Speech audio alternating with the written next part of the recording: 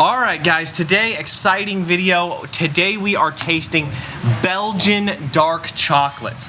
So we've got a lineup of I think around 10 different chocolates to try today of different flavors and different cocoa categories. So I'm extremely interested to see how this matches up, especially because just recently we tried Swiss chocolate. That video will be linked up here, down there, wherever.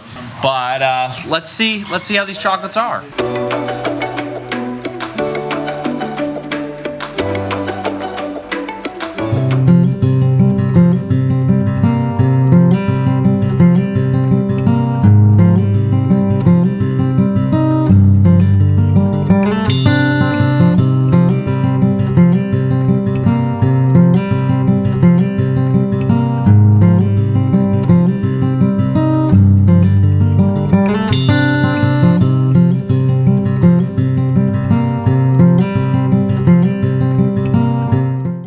Alright, so for these chocolates, first of all, I would like to mention, I think that the packaging on this particular brand is nicer. I mean, it doesn't affect the overall score of the chocolates because we're rating it on the taste of the chocolates, but in my opinion, I think there's more effort put into these packaging, and I think that that would influence someone to probably buy these over the Swiss chocolate, which might actually be better, I don't know. Okay, so for the chocolates, we have the first one, which is just an extra dark, plain, and the next three are from different countries. So one is a Ugandan-based cocoa, one is a Costa Rica-based cocoa, and one is a Peruvian-based cocoa. Then all the rest of them, the last six, are all different flavors. So almonds and honey, almonds and sea salt, almonds and pear, pepper and lemon, orange and almonds, and peppermint. So all of those are different flavors of chocolate, and we want to see which ones go well. I'm particularly very interested to see how the orange matches up against the Swiss orange dark chocolate. So all in all, a pretty incredible lineup of chocolate. I'm very curious to try them and see which ones are the best. Alright, so the first chocolate we're trying right here is an 85% dark chocolate. I really like these super high percentage chocolates, so I'm very excited for this one. I love the high rated ones.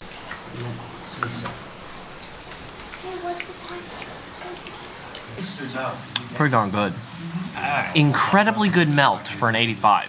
Really, really, really good. It just dissolves, but not too fast. The melt on this one is really good, but 85 tends to be flaky, and this wasn't, so that's really, really nice. I really like that. Also, the flavor like vanishes from your mouth the second the chocolate's gone, which is weird. Usually there's a lingering taste, so. Okay, so the next one here is a 80% chocolate, and the thing that's interesting about this one is the cacao actually comes from Uganda, which is where we live. And we have tried a lot of dark chocolates that the beans were grown in Uganda. So I'm curious to see if this tastes like home and if it's good, because compared against other countries, we'll see how it fares up.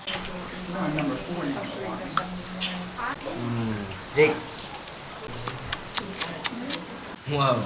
Alright, third chocolate here is a 71%. Weird percentage that you would make it 71. Why not just make it 70? But this one, the cacao, is from Costa Rica. So I'm curious what it'll taste like. I don't know what Costa Rica is supposed to taste like, but, I mean, why not? That's good.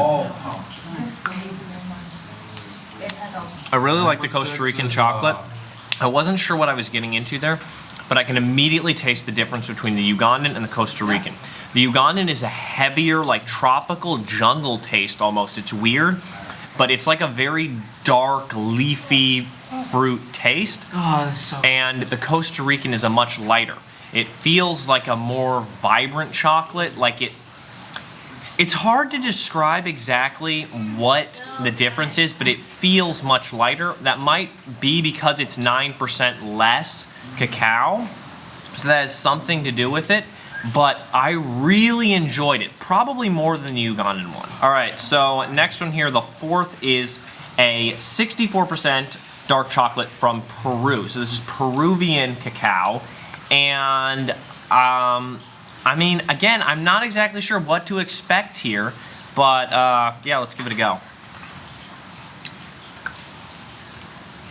Okay, so the thing that I really like the Peruvian, and the thing that I like about it is its very interesting notes. Again, I have had a lot of Ugandan chocolate, so I'm very used to the tastes and the notes of what's in the chocolate, but I haven't had anything like this before. And it was a unique blend between the Costa Rican and the Ugandan. It was a little bit heavier, but still had a lot of those nice, like, floral, fruity sort of tones. Very, very good. And 64% is an excellent percentage for that. It was super smooth, absolutely amazing. Okay, so what's interesting here is this is our 5th chocolate, and this is the only one that is a milk chocolate. We didn't realize it when buying it, but this one's actually a milk. So it's almonds and honey milk chocolate. Now, I don't like milk chocolate as much as I like dark chocolate, but it's still pretty good. And a lot of people, this is more appealing. So I want to see if it's actually any good and how it compares to, again, like, dark chocolates. And one other thing, it is way lighter in color, as you can tell. Like, this is a piece of the dark chocolate, here's a piece of the milk. Like, you can immediately tell which one it is. I will have to say one thing about the milk chocolate. I do not like it nearly as much as the dark, and the honey is a little bit overpowering. But for milk chocolate, it's pretty darn good.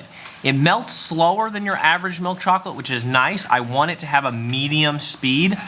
But I find the honey and the milkiness just takes over, and it doesn't necessarily taste like chocolate. So number 6 here, this is a 57% dark chocolate, almonds, and sea salt.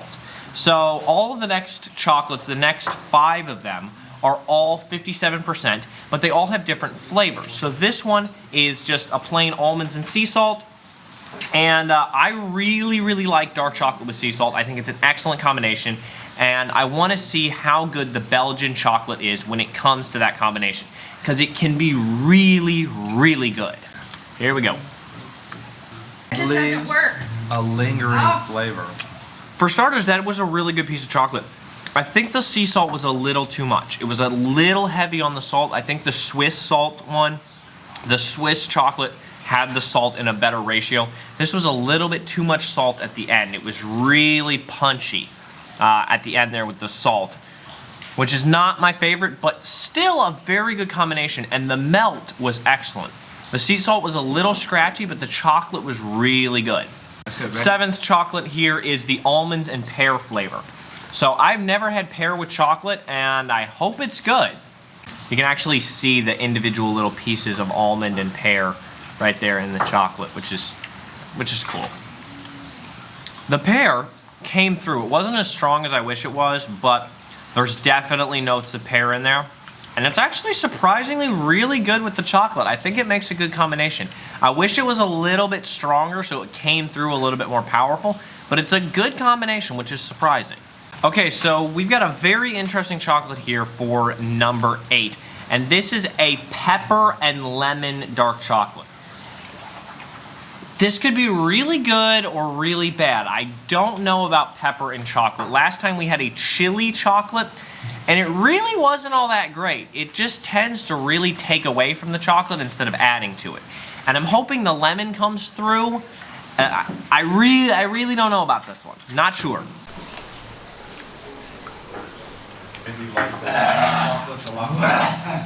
You would just sit there and open one of those bars and like munch. I want it to be better. Let me put it that way. I want it to be better. The pepper is really strong, and I don't think it goes well with the chocolate. Not very good meshing flavors. The lemon, on the other hand, the lemon is nice, but the pepper really just, it gets in there. It's a good chocolate, but a bad combination. Like, I don't feel like it's a good combo.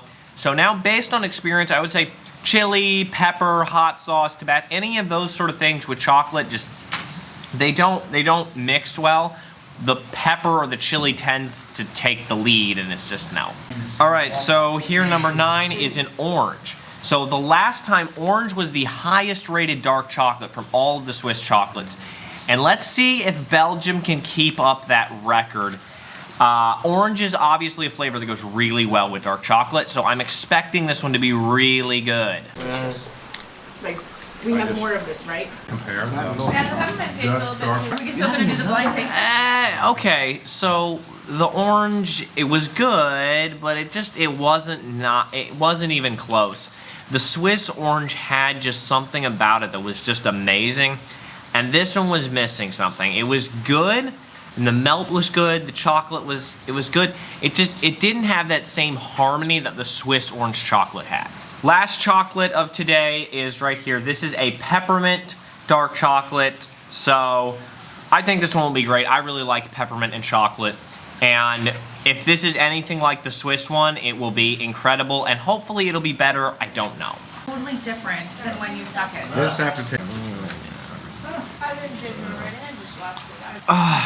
Okay, that's disappointing. I really wanted that chocolate to taste better, and it did not live up to it. It really just tasted like a thin chocolate coating on like a piece of spearmint bubble gum or something. It was not peppermint. It tasted very clearly like a spearmint, and it was very harsh and very bitter. I wanted it to be better, and it wasn't all there. That's a disappointing one. I think just based off of first evaluations, off of what I can taste, in my opinion, I think the Swiss chocolate is better. I think overall the Swiss chocolate is better than the Belgian chocolate. But we're gonna do a very specific taste test in a video soon, and we'll find out for sure. But just based off of them right now, I'm guessing I think the Swiss chocolates are better. But out of all of these, I'm not sure which one is the best. There are a few good ones, but overall, many of the flavors did not work very well. They're busy tallying up the final scores right now. So right here, this is the full lineup of chocolates right there. These are the flavored ones, and these are the different. The Uganda, Costa Rican, and Peruvian. My personal favorite is the Costa Rican, followed very, very closely by the Peruvian. These two, it's basically a tie. They were incredibly good. Some of these flavors worked well, some of them didn't. But I think all in all, it's important to mention that I liked and enjoyed pretty much all of them. The only one that I thought was pretty darn bad was this lemon and pepper. I wanted it to be good, I really did, but it's just not a flavor combo that goes well with the chocolate. The chocolate itself was great, it's just the flavors did not match up well. But all in all of them were very good chocolates. Well done, Belgium. All right, so we finished tallying up all the scores, and it turns out the best rated chocolate out of all of these is the almond and pear 57% cacao dark chocolate. And it won by 1 point, and the one that it beat in second place is the Peruvian dark chocolate. It just had such an incredible flavor palette, and it was just so good. But all in all of the Belgian chocolates were very good. I do think that the Swiss were better, but we'll find out in the next chocolate tasting video. Alright guys, so that's all for this video. I hope you guys enjoyed this chocolate tasting. If you did, drop a like, comment, subscribe to my channel for more videos. Keep your eye out for the next video coming up in the chocolate tasting, which will be between the Swiss chocolates and the Belgian chocolates to see which country does it better. And I'll catch you guys in the next one.